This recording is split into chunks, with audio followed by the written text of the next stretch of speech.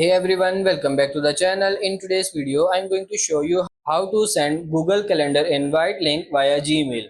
It's really simple and easy. First of all, what we have to do is head over to Google Calendar, and once you are here, you can then filter via week, day, month, year or so on, and you can then add an event here where you want it to take place. So I'm going to add an event at this around 4 or 5 p.m. If we go ahead and click here, new event box will open and now we can create an event.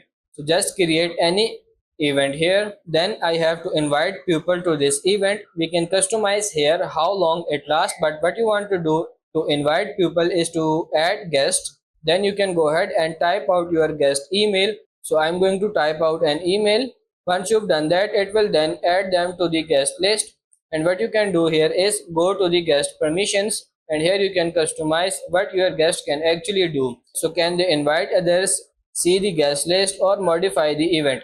Once you are happy with all of that, click on this save button and then click on this send, and then it will create the event and send out a link via email. So that's pretty much it for this video. That's how to send Google Calendar invite via Gmail. I hope this video was helpful. If it is, like it and subscribe to the channel. Thank you.